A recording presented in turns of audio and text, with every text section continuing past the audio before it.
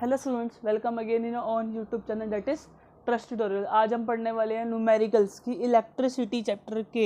हम न्यूमेरिकल्स कितने आसान तरीके से कैसे कर सकते हैं, कैसा बेनिफिट रहेगा, कौन सी स्ट्रैटेजी अपनाएं जो अपना इलेक्ट्रिसिटी के न्यूमेरिकल्स करने के लिए। तो सबसे पहले जो मेरी स्ट्रैटेजी है इलेक्ट्रिसिटी को लेकर, सबसे पहले चीज़ आपको सारे के सारे जो फॉर्मूले हैं वो भाई टिप्स पे याद होने चाहिए। ठीक है, अगर फॉर्मूले आपको टिप्स पे याद नहीं है तो आपका टाइम एक्स्ट्रा कंज्यूम होगा, बहुत ज़्यादा टाइम एक्स्ट्रा कंज्यूम हो जाएगा। ठीक है, सेकंड स्टेप क्या होता है, जब भी क्वेश्चन को रीड करो। ठीक है, जब भी क्वेश्चन को क्या करो, जब आप रीड कर रहे होगे क्वेश्चन को तो उसमें से गिवन छाटो कि उसके अंदर गिवन क्या है, उसके अंदर क्या है, गिवन आपके पास क्या है। अगर आपको पता चल जाएगा कि आपके पास गिवन क्या है, तब आप उधर से आराम से क्लासीफाई कर सकते हो, इजीली न्यूमेरिकल्स को कर सकते हो।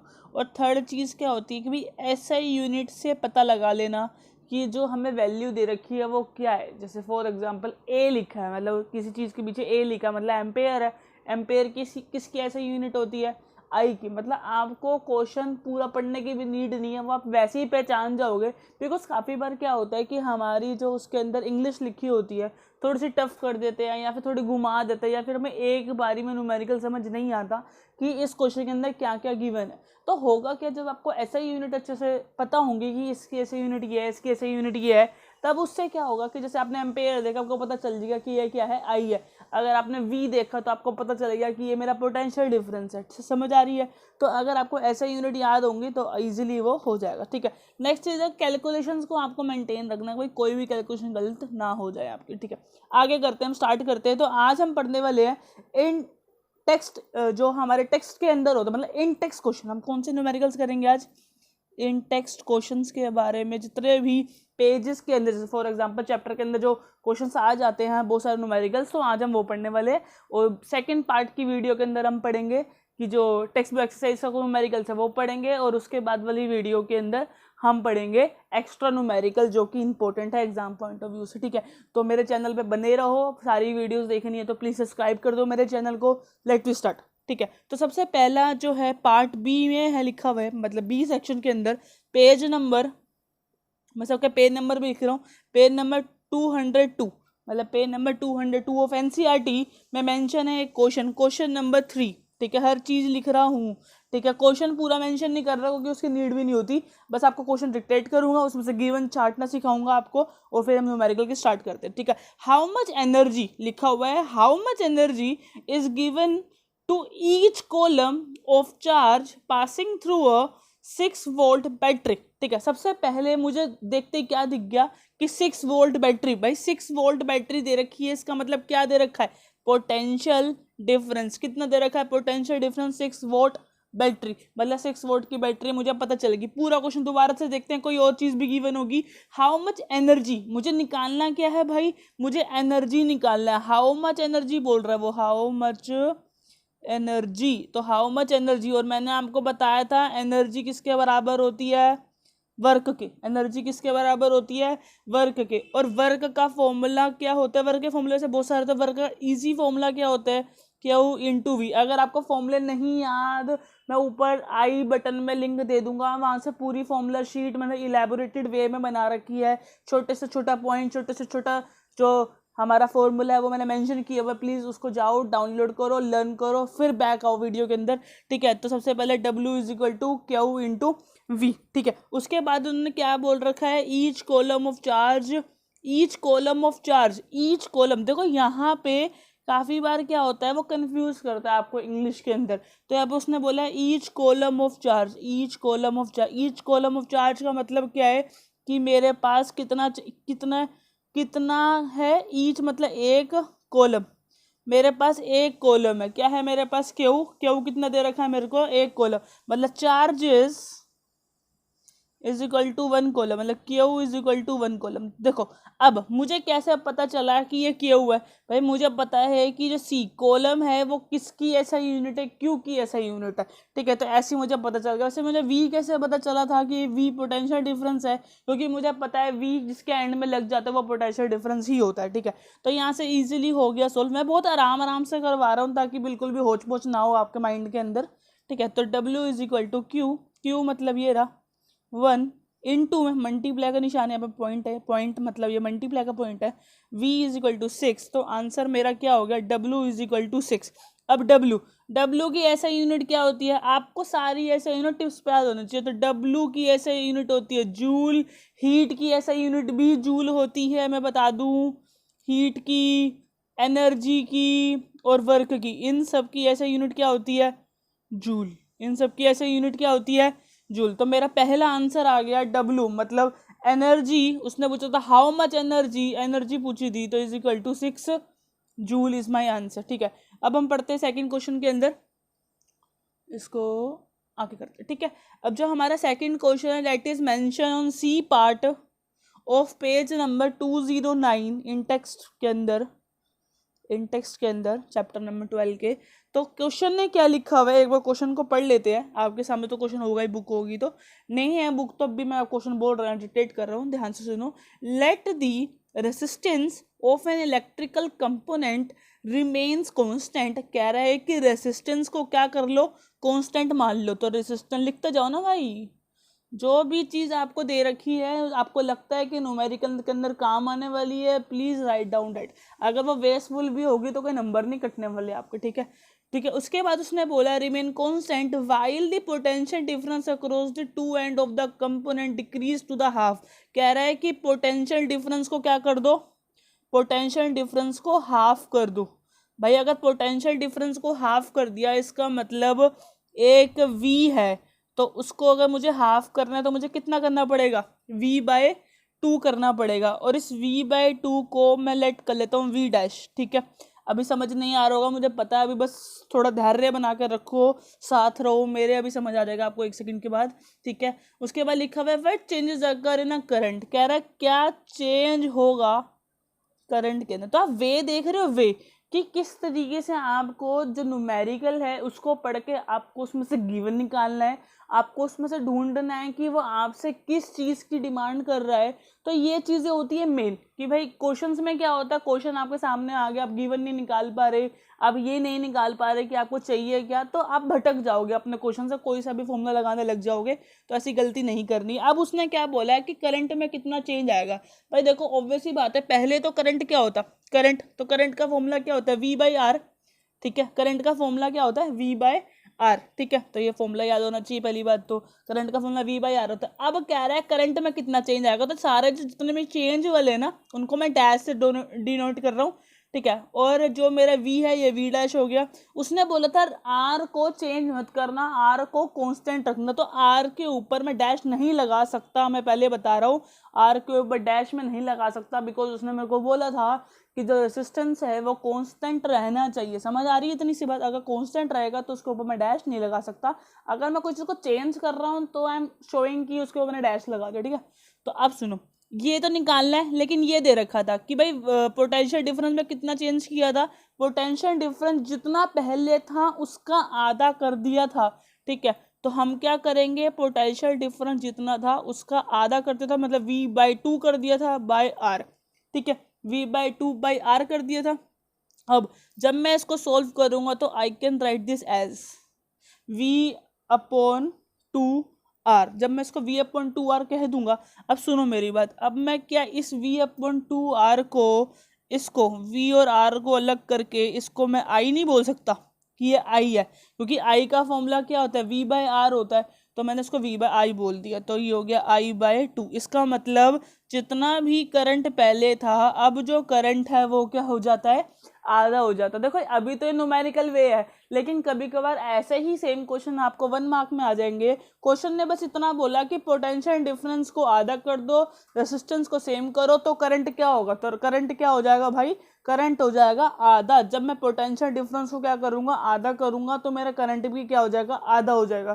ठीक है, ये 1 नंबर के क्वेश्चन भी आ जाते हैं, समझ आ रही है, और 2 नंबर 3 नंबर में आपको सेम क्वेश्चन दे सकते हैं। तो ये रिप्रेजेंट आपको कैसे करना है, पहले आपको ये लिखना है, फिर ये लिखना है, फिर ये लिखना है, और फिर ये लिख देना, बस बात खत्म। मैंने साइड साइड में लिखा है, आप नीचे नीचे लिखते जाना। ठीक है, मुझे पेज टर्न ना करना पड़े, इसलिए मैंने साइड साइड में लिखा है। ठीक है, होपफुली कि आपको समझ आ रहा होगा। बने रहो मेरे चैनल के अंदर, और प्लीज़ वीडियो को लाइक कर दो अगर समझ आ रहा है अच्छे तरीके से। तो ठीक है, it's give me a motivation, a lot of motivation.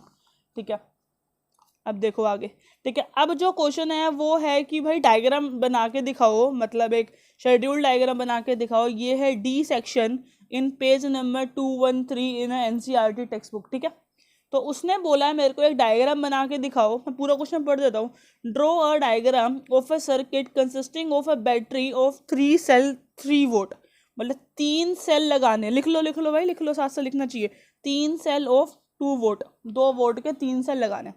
उसके बाद उसने बोला है कि 5 ओम्स रेजिस्टेंस, 8 वोल्ट रेजिस्टेंस और 12 ओम्स रेजिस्टेंस। तो ये कुछ रेजिस्टेंस 8 ओम्स, 5 ओम्स, ये ओम्स होता है, और 12 ओम्स, ठीक है, रेजिस्टेंस लगे होने चाहिए। एंड प्लग अ की, मतलब एक की भी लगानी है, ठीक है, की भी लगानी है, और उस सबको एक सीरीज के अंदर लगा देना है, ठीक है। तो देखो अगर आपने की नहीं लगाई ना तब भी आपको 0 मिल सकता है, ठीक है। तो अगर उसने बोला है कि की लगानी है, की को मेंशन किया है, तो आपको की लगानी पड़ेगी। सबसे बड़ी जो इसमें गलती होती है वो होती है बैटरी के अंदर, ठीक है। तो बैटरी का हमेशा साइंस में बता रहा हूँ कैसे बनता है सेल का। पहले एक डंडा, फिर एक छोटा, फिर इसको आगे एक्सटेंड करेंगे और इसके ऊपर एक बड़ा डंडा, ठीक है। फिर थोड़ा सा स्पेस, फिर स्मॉल, ये सेम चीज़ को कॉपी करेंगे। स्मॉल डंडा आगे एक्सटेंड करेंगे, बड़ा डंडा, फिर उसके बाद एक स्मॉल डंडा, और फिर इसको कंटिन्यू करेंगे, ठीक है। अब ध्यान क्या रखना होता है इस बैटरी के अंदर कि ये बीच वाले तो सेम लगते हैं ना, ठीक है। इसमें लास्ट, इसमें आगे वाले में बड़ा होना चाहिए, इसमें पीछे वाले में छोटा होना चाहिए, ठीक है। अब ये मान लेते हैं ये प्लस है मेरा और ये माइनस है, ठीक है। इसको एक्सटेंड करते हैं, यहाँ से मैं करंट लेके जाऊँगा, तो because current flow positive to negative, ठीक है। कैसे करंट फ्लो करता है, पॉजिटिव टू नेगेटिव फ्लो करता है। तो अब यहाँ पे मैं की लगा लेता हूँ, की ऐसे बनती है यहाँ पे। रेजिस्टेंस उसने मुझे 3 बोला था, तो मैं कहीं भी लगा सकता हूँ। ये हो गया मेरा पहला, ठीक है, ये हो गया मेरा दूसरा, बस उसने सीरीज में बोले थे, ये हो गया मेरा तीसरा, बस। अब आगे कंटिन्यू कर दो, ठीक है। ये एरो लगाना कंपलसरी है, if you not showing arrow तो आपके नंबर कर सकते हैं। तो रेजिस्टेंस कहीं भी लिख लो। ये मान लेते हैं मेरा 5 ओम्स, ये हो गया मेरा 12 ओम्स, और एक हो गया मेरा 8 ओम्स, ठीक है। अब देखो ओम्स लगा लिया, ठीक है, लगा लिया, की लगा ली, ठीक है, बैटरी लगा ली। तो यहाँ पे लिख लो total V1 is equal to V2 is equal, क्योंकि सारे सेल्स एक जैसे हैं 2 वोल्ट के, ठीक है। तो ये हो गया मेरा, और ये होगी मेरी की, तो मैंने उसको नीचे की लिख दिया, ठीक है। तो ये ऐसे ही डायग्राम बन जाता है आराम से, नॉर्मल सा, ठीक है। कुछ समझ नहीं आता मुझे कमेंट सेक्शन में बता देना, पूरा डिस्कस कर लेंगे फिर से एक बार, ठीक है। तो पेज नंबर 213 का ही एक और क्वेश्चन उसके अंदर लिखा हुआ है, तो उस क्वेश्चन को डिस्कस करते हैं। That is question number 2। अब क्वेश्चन नंबर 2 ने क्या बोला, क्या एक तो रीड्रॉ करो, एक सर्किट ऐसा बनाओ। अच्छा, दोबारा से उसी डायग्राम को बना लो, मतलब पहले वाले क्वेश्चन का डायग्राम बना लो, और उसके अंदर एक एम मीटर लगा दो, एक एम मीटर लगा दो, और एक क्या कर दो, वोल्ट मीटर लगा दो, और उन सब की ना रीडिंग बता दो, कितना उसका रेजिस्टेंस है, कितनी उसमें बैटरी है, और उसमें करंट कितना होगा, वगैरह वगैरह सब कुछ बता दो, ठीक है। तो भाई देखो सुनो, अब कह रहा है इसी क्वेश्चन के अंदर ना एक एमीटर लगा दो और एक वोल्ट मीटर लगा दो। वोल्ट मीटर कहाँ लगाना है आपको, वोल्ट मीटर लगाना है 12 वाले में, ठीक है। तो 12 वाले को पकड़ो, यहाँ से इसके नीचे 2 लाइन खींचो, और यहाँ पे लगा दो वोल्ट मीटर, ठीक है। तो ये बन गया मेरा वोल्ट मीटर का डायग्राम, मैंने इसके अंदर चेंज कर दिया, ओके। दोबारा क्या बनाना था इसको, पॉजिटिव नेगेटिव, क्योंकि इधर पॉजिटिव इधर नेगेटिव था। और उसने बोला एक एमीटर लगा, तो एमीटर भी आप कहीं भी लगा सकते हो, तो ये मैंने लगा लिया यहाँ पे एमीटर, ये पॉजिटिव ये नेगेटिव, बस इसमें ये चेंजेस करने थे। अब जो उसने मुझे बोला 2-3 चीज़ें बोली, एक तो वो मुझे बोल रहा है कि टोटल करंट निकालो। क्या बोल रहा है वो, टोटल करंट। अब भाई टोटल करंट का फॉर्मूला क्या होता है, I is equal to V by R. क्या मेरे पास वी है, मेरे पास वी है तो पोटेंशियल, और क्या आर है, आर अभी निकाली नहीं, हमें जरूरत ही नहीं पड़ी। तो एक बार इन दोनों को पहले सेपरेटली निकालेंगे, फिर ये फॉर्मूले को अप्लाई कर सकते हैं, अदरवाइज पहले अप्लाई नहीं कर सकते हैं, ठीक है। तो हम इसको फॉर्मूले को लगाते हैं वी। पोटेंशियल डिफरेंस कितना है भाई, मेरे पास कितने 2 वोल्ट की बैटरी, कितने 2 वोल्ट के सेल कितने 3 थे, तो 3 × 2 वोल्ट कितना हो गया, 6 वोल्ट आ गया। रेसिस्टेंस निकालो, रेसिस्टेंस कौन सा है, सब सीरीज में लगे हुए हैं, तो सीरीज का formula R S is equal to R1 + R2 + R3, 3 है तो तीनों लिख दो, ठीक है। 5 हो गया, अगला 12, अगला 8, टोटल हो गया 25। तो टोटल रेजिस्टेंस इज 25 ओम्स, ठीक है। कितना आ गया, 25 ओम्स। अब इसको सोल्व कर लेते हैं, हम लगाएंगे, ठीक है। I is equal to V by R, and my V is 6, my R is 25, ठीक है। When you divide it it's give is 0.24 ampere, because I जो होता है वो एम्पेयर में होता है, ठीक है। तो ऐसा यूनिट को भूल जाओगे तो भाई नंबर गवा लोगे, ऐसा यूनिट याद रहेंगी, मेरी फॉर्मूला शीट याद है आपको अच्छे तरीके से, तो ऐसा यूनिट बिल्कुल नहीं भूलने वाले, मैं आपको पहले बता रहा हूँ, ठीक है। उसके बाद हम बात करते हैं, उसने बोला कि ये जो आपने रेजिस्टेंस लगाई है, जो वोल्ट मीटर लगाया ना 12 पे, इसका मुझे बताओ कि ये रीडिंग कितनी शो कर रहा होगा। अब वोल्ट मीटर मुझे दिखा रहा है, दिखाता क्या है, पोटेंशियल डिफरेंस। तो अब हम निकालेंगे पोटेंशियल डिफरेंस। तो पोटेंशियल डिफरेंस क्या होगा, आई इंटू आर होता है, लेकिन आर किस पे लगाया है, 12 वाले पे लगाया है ना, तो इस 12 वाले को ही रखेंगे। यहाँ पे 3 मान लेते हैं इसको, कि ये मेरा R1 था, ये मेरा R2 था, ये मेरा R3 था। तो अब यहाँ लगा लेते हैं इसको। तो V dash is equal to I, बस my I 0.24 into R3 and R3 is my 12। When we multiply this it's give it 2.88। और V किस पोटेंशियल डिफरेंस किस में होता है, V में होता है। तो ये मेरा आंसर आ गया। ठीक है, मल्टीप्लाई करके देख लेना, गलत हो तो कमेंट सेक्शन में बता देना। ओके, ठीक है, अब हम आगे बढ़ते हैं अपने क्वेश्चन के अंदर। ठीक है, तो अब हम पढ़ने वाले हैं कि ई एक पार्ट है बुक के अंदर। तो E part that is page number 216। Page number कौन सा है ये बुक का, 216 पेज नंबर का। उसने एक क्वेश्चन लिखा हुआ है मेरे आगे, कह रहा है equivalent resistance when following are connected into a parallel. कह रही है दो चीजें हैं, पैरेलल बताओ मेरे को कि पैरेलल लगाएंगे तो क्या होगा। पहला पार्ट उसने बताया है मुझे कि 1 ओम एंड 10 की पावर 6 ओम्स। इसको अगर मैं पैरेलल लगाऊंगा तो मुझे क्या रिजल्ट मिलेगा भाई। अगर इसको पैरेलल लगा लो भाई, पैरेलल लो हो गया, ये लो 1/R1 plus 1/R2, 1/R is equal to 1/1 plus 1/10 की पावर 6 एंड 1 तो 1 ही होता है, 1/10 की पावर 6 होता है, मतलब 10 की पावर -6। अब सुनो मेरी बात, ठीक है, तो ये सोल्व हो गया ना।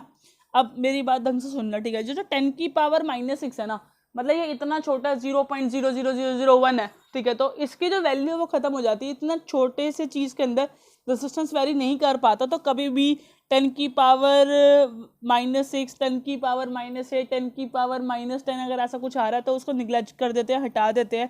तो यहाँ पे जो रेजिस्टेंस आ गया मेरा कितना आ गया, 1 ओम्स हो गया। ठीक है, इसका एक बी पार्ट भी है, जो बी पार्ट है वो उसमें लिखा हुआ है 1 ओम एंड 10 की पावर 3 ओम्स एंड 10 की पावर 6 ओम्स। ठीक है, मुझे इसका आंसर कमेंट सेक्शन में चाहिए। कहाँ चाहिए मुझे इसका आंसर, कमेंट्स में चाहिए भाई। मेरा तो आंसर हो भी गया देखते साथ ही, आप बताओ आपका आंसर क्या आ रहा है। ठीक है, अब उसके बाद एक क्वेश्चन दे रखा है इसके अंदर, क्वेश्चन नंबर 2। ठीक है, वो मुझे लग रहा है कि काफ़ी इंपॉर्टेंट क्वेश्चन है। ठीक है, तो उसने लिखा हुआ है एन इलेक्ट्रिक लैम्प। कह रहा है एक मेरे पास लैम्प है 100 ओम्स का। कितने ओम्स का है, 100 ओम्स का मेरा लैम्प है, लिखते जाओ। ठीक है ना, उसके बाद लिखा हुआ है एक टोस्टर है 50 ओम्स का। ठीक है, एक टोस्टर भी लिख दिया भाई हमने। उसके बाद उसने बोला है एक वाटर फिल्टर है 500 ओम्स का। भाई फिल्टर भी है भाई, इसका फिल्टर बड़ा तेज है इसका। ठीक है, तो फिल्टर है इसका कितने का, 500 ओम्स का। ठीक है जी, ठीक है। उसके बाद उसने बोला कनेक्ट कर दो पैरेलल के अंदर। कहाँ कनेक्ट करना है, पैरेलल, ये जो निशान लगाता हूँ मैं ना, ये पैरेलल का निशान होता है, तो पैरेलल के अंदर उसको कनेक्ट कर दो। वी दे रखा है कितना, 220 वोल्ट, मतलब पोटेंशियल डिफरेंस दे रखा है। क्या दे रखा है आपको, पोटेंशियल डिफरेंस दे रखा है 220 वोल्ट। ओके, समझ आ रहा है, चलो आगे बढ़ते हैं। उसके बाद उसने बोला what is the resistance of the electric iron connected with the same source of task as with the current of the all 3 appliances and the current through it. तो ज़्यादा आप डीप मत जाओ, सबसे पहले इसमें आपको निकालना पड़ेगा टोटल रेजिस्टेंस, कि टोटल रेजिस्टेंस कितना आपका आएगा। उसने बोला है कि इलेक्ट्रिक आयन जो है, इलेक्ट्रिक आयन्स कहाँ लगाई थी इसने, इलेक्ट्रिक आयन जो लगाई है मैंने, the system electric irons the same source take a such much current that the appliances all 3 appliances. अच्छा मेरी बात सुनो, उसने बोला what is the resistance of an electric iron. एक जो प्रेस करने वाली आयन होती है उसका कितना स्वयं सोर्स का अगर मैंने वो लगा दिया, करंट लगा दिया ऑफ ऑल 3 अप्लायंसेस, तो बताओ उसमें कितना करंट निकलेगा। मतलब कुल मिला के ना आपको इन सारी जो पूरी सीरीज है ना, इनका करंट निकालना है। उसने यही बोला है कि जो करंट है ना, जो करंट इसका है वही करंट उस आयन का भी है। तो उस आयरन का करंट निकालने के लिए ना आपको इन सब का करंट निकालना पड़ेगा कि इसके अंदर करंट कितना फ्लो कर रहा है। वो कहना चाहता है मतलब क्वेश्चन कि इन सब का जो करंट निकालोगे ना आप, वही करंट आयरन का होगा, प्रेस करने वाले आयरन का होगा। तो आप इनका निकाल दो, आयन का अपने आप निकल जाएगा। तो करो इसको भाई। तो अगर आपको करंट निकालना है तो करंट का फॉर्मूला क्या होता है, V/R होता है। लेकिन आपके पास V है, हाँ भाई V तो मिल गया मेरे को, कि आपके पास R है, तो आपके पास R नहीं है। तो R ये कैसे लगे, मैं सब पहले लगे हुए, तो पहले का फॉर्मूला लगा दो, 1/R is equal to 1/R1 plus 1/R2 plus 1/R 3, तो ये हो गया 1/100 प्लस 1/50 प्लस 1/500, ठीक है। इसको मैं यहीं सोल्व कर लेता हूँ थोड़े से में, ये नीचे आ जाएगा 500, ठीक है। नीचे से 1.5 ऊपर से मल्टीप्लाई 5, नीचे से 1.5 ऊपर से मल्टीप्लाई 10, तो ये हो जाएगा 1। तो ये कुछ क्लास लू के हो रहा है 16/500 इज इक्वल टू 1/r। कई बच्चे तो उसको सोल्व नहीं कर पाते, तो मैं बता रहा हूँ 1/r का आंसर 16/500 है, लेकिन r का आंसर क्या हो जाएगा, r का आंसर हो जाएगा इसका रेसिप्रोकल, r का आंसर हो जाएगा 500/16 ओम्स, ठीक है। तो अब r का आंसर जब आप डिवाइड कर लोगे उसको काटोगे 31.25 ओम्स, ठीक है। तो ये मेरा आंसर आ गया। अब उधर हम उसको पुट करेंगे, तो I का फॉर्मूला मैंने अभी उधर लिखवाया आपको, V/R होता है। तो I is equal to 220/31.25, it's give me 7.04 ampere. Okay, इतना समझ आया आप लोगों को? ठीक है भाई, आगे बढ़ो भाई, आगे बढ़ो, ठीक है। ज़्यादा टाइम टेकिंग नहीं करना है। अब ये उसी पेज नंबर का चल रहे हैं सारे क्वेश्चन, 216 पेज नंबर ही चल रहा है अभी। तो 216 पेज नंबर में एक क्वेश्चन लिखा हुआ है, क्वेश्चन नंबर 4। वो कह रहा है कि आपके पास 3 रजिस्टर है, मतलब एक रेजिस्टेंस है 2 ओम्स, एक है 3 ओम्स और एक है आपके पास 6 ओम्स, ठीक है जी। उसने बोला इनको कुछ इस तरीके से कनेक्ट करो कि जो आपका टोटल रेजिस्टेंस है, टोटल रेजिस्टेंस आपका आना चाहिए 4 ओम्स, एक आना चाहिए दो टोटल रेजिस्टेंस 1 ओम्स। तो आप उनको कैसे कैसे कनेक्ट करोगे भाई? देखो, जब मैंने एक लेक्चर लिया था तो मैंने आपको अच्छे से बता दिया था कि अगर आपको सबसे मिनिमम रेजिस्टेंस निकालना हो, मिनिमम रेजिस्टेंस निकालने का होता है मतलब कि आप पैरेलल कनेक्ट कर दो, या आपको मैक्सिमम रेजिस्टेंस निकालना हो तो आपको क्या करना, सीरीज में लगा दो, ठीक है। लेकिन अगर मैं सुनो, इस क्वेश्चन के अंदर थोड़ा सा दिमाग लगाने वाला क्वेश्चन, ट्रिकी क्वेश्चन है, ठीक है। अगर मैं सीरीज में लगा दूं तीनों को तो टोटल रेजिस्टेंस कितना आएगा? 6, 8, 9, 6, 3, 9, 10, 11। मतलब अगर सीरीज में लगाऊं तो 11 आता है, और पैरेलल लगाऊं तो थोड़ा रफ में कर लो, 1/2 प्लस 1/3 प्लस 1/6, टोटल आ गया नीचे 6, ऊपर 3, ऊपर 2, इधर 1, तो 6/6 मतलब 1। तो अगर सीरीज में लगाता तो 1 आता, और सीरीज में लगाता तो 11 आता, और पहले लगाता तो 1 ओम्स मेरा आंसर आता। लेकिन ना तो इसको 11 चाहिए, ना तो इसको 1 चाहिए, ठीक है। नहीं, 1 तो चाहिए भाई, मेरे ख्याल से 1 तो चाहिए। ये रहा, एक क्वेश्चन तो हो गया, लो भाई, ठीक है। देख, तो ऐसा ही होता है क्वेश्चन, जब आपको अच्छे से सारे कॉन्सेप्ट क्लियर होते हैं वैसे ही क्लियर हो जाता है, ठीक है। तो मैंने रफली निकाला था कि अगर मैं सीरीज में लगाता तो 11 आता है, और पहले लगाता हूँ तो 1 आता है। इसका मतलब मैं इनडायरेक्टली एक पार्ट तो कर चुका कि मैं इन सबको क्या कर दूंगा, पैरेलल कनेक्ट कर दूंगा। डायग्राम भी बना के दिखा दो, ठीक है। ठीक है, एक ही हो गया, ठीक है। तो ये हो गया, एक हो गया 2, एक हो गया 3, और एक हो गया 6। When we solve it 1/2 plus 1/3 plus 1/6, it's give me 6/6, answer is 1 ohms. तो ये तो हो गया भाई कि सारे इसमें पहले लगेंगे। लेकिन अब अगर बात आती है 4 ओम्स की, तो 4 ओम्स के अंदर वो सीरीज में लग नहीं सकता, बिकॉज सीरीज का आंसर 11। तो हम इसको क्या करेंगे, डिफरेंट तरीके करेंगे कि भाई 2 करेंगे पैरेलल, और एक करेंगे कैसा, सीरीज में, ठीक है। तो 2 पैरेलल कनेक्टिंग सीरीज में, तो आप तुक्के लगाना फिट करोगे। तो पहले तुक्का क्या करते हैं कि भाई इसको सीरीज में लगा लेते हैं और इन दोनों को पैरेलल। अगर इससे आंसर नहीं आया तो मैं 3 को यहाँ लगाऊंगा, 2 को यहाँ, 6 को यहाँ। फिर भी आंसर नहीं आया तो 6 को यहाँ, 2 को यहाँ और 3 को यहाँ। समझ आ रही है? मतलब इन तीनों को आपको इस डायग्राम में रखना है, बिकॉज तीनों सीरीज में नहीं ले सकते, तीनों पहले लगने में 1 ओम्स आता, तो आपको एक को सीरीज में और बाकी 2 को पहले लगाना पड़ेगा। वो कौन से वाले होंगे वो आपको कर करके चेक करना पड़ेंगे। 3 अल्टरनेटिव्स क्रिएट हो जाएंगे, एक बार 2 या 3 या 6 या एक बार 6 या 3 या 2 या और एक बार 3 या, ठीक है। तो इन दो में एक लिखते जाना यहाँ पे और वो सोल्व होता जाएगा। ओके, तो मैं पहले ये सोल्व करके देख रहा हूँ। तो यहाँ पे पहले पहले लगा हुआ है, तो 1/3 plus 1/6, it's give me answer 6।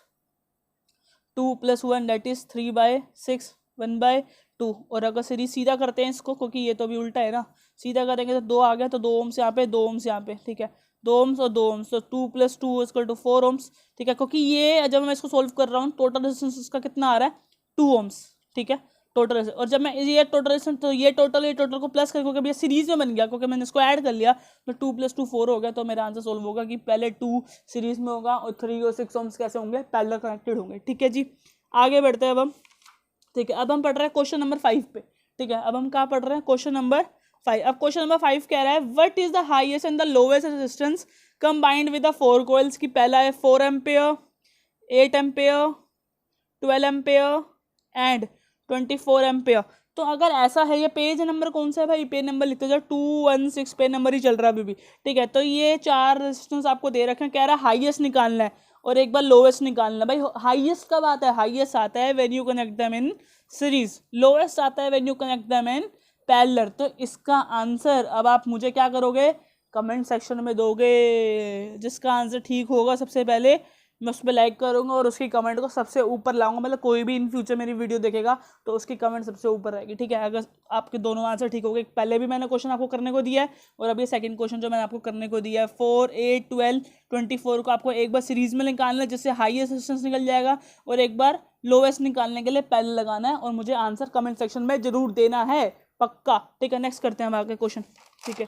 बस खत्म होने वाला है, थोड़ा सा सब्र और रखो, ठीक है। अब ये लास्ट है इंटेक्स्ट के, तो इंटेक्स्ट के जो लास्ट है ये है पेज नंबर 218। कौन सा पेज नंबर है भाई, पेज नंबर 218 और ये पार्ट चल रहा है अब एफ। कौन सा पार्ट चल रहा है, एफ पार्ट चल रहा है। तो सबसे पहले इसने क्वेश्चन बोला है क्वेश्चन नंबर 2। तो क्वेश्चन नंबर 2 मेरे को बोल रहा है कि computing heat generating while transferring 96,000 columns की, 96,000 कॉलम्स, और कॉलम्स किसकी है, ऐसे यूनिट है तो क्यू की, तो लिख लो भाई क्यू है ये मेरे पास, ठीक है।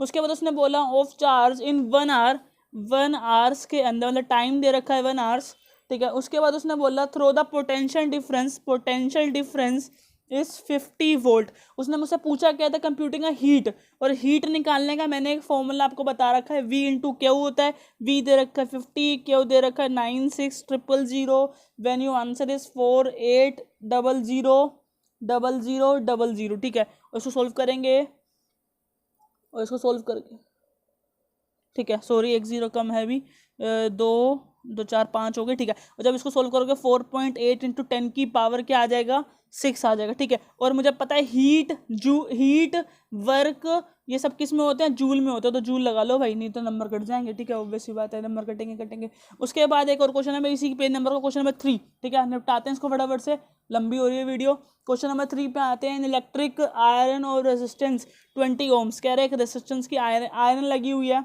आयरन है 20 ओम्स की और 5 एम्पेयर का वो करंट लेती है, मतलब आई लेती है, करंट लेती है, रेजिस्टेंस है, ठीक है। आई और आर दे रखा है और उसने मुझे बोला है कि 30 सेकंड वो चलती है, मतलब टाइम दे रखा है 30 सेकंड्स। अब आप मुझे बताओ कि उसकी हीट कितनी होगी, कैलकुलेटिंग द हीट। तो एच का फॉर्मूला होता है I²RT, आपको याद होगा। तो आई 30 सेकंड, ठीक है, एम्पेयर, ठीक है, सबकी ऐसा यूनिट, ठीक है। तो 30 आई इज 5 का square into R is 20 into में आई इज, ठीक है, सॉरी टी इज 30, ओके। अब इसको हम सोल्व कर लेते हैं। सोल्व करने के बाद आंसर आएगा 15,000 जूल, ठीक है जी। सोल्व कर लेना, ना समझ आता कमेंट सेक्शन में बता देना, मैं बता दूंगा आपको कैसे सोल्व होता है, ठीक है। उसके बाद last question sir, G part of the page number 220, ठीक है। क्वेश्चन क्या कह रहा है, एक इलेक्ट्रिक मोटर है 5 एम्पेयर की, मतलब आई दे रखा है आपको। उसके बाद उसने बोला है कि पोटेंशियल डिफरेंस 220 पोटेंशियल डिफरेंस है मेरा।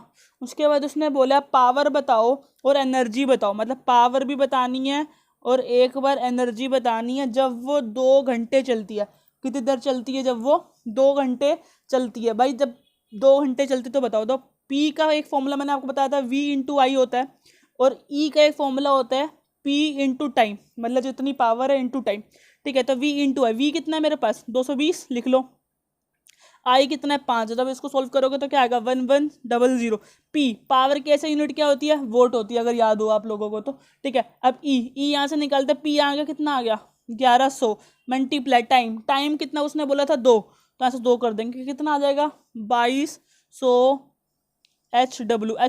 WH मतलब वोट आर। अब इसको KWH में अगर आपको बदलना है तो 1000 से डिवाइड कर दोगे, और 1000 से डिवाइड करने के बाद इसका आंसर जाएगा 2.2 KWH इज इक्वल टू ई। समझ आ रहा है आप लोगों को, ठीक है। होपफुली सब कुछ समझ आ गया हो। अब सेकंड वीडियो का वेट करो, जब भी वो डल जाएगी मैं आपको आई बटन में डाल दूंगा वो, ठीक है। Bye bye, take care. Hopefully आपको सारे न्यूमेरिकल समझ आए हो। टेक केयर, सेफ रहो, घर पे रहो। इस वीडियो को शेयर करो सभी अपने फ्रेंड्स के साथ। वीडियो को लाइक करके जाओ, कमेंट करके जाओ, जितने भी मैंने आपसे क्वेश्चन पूछे सबके आंसर मुझे दे के जाओ। बाय बाय, टेक केयर, फिर मिलते हैं एक और एजुकेशन वीडियो के साथ।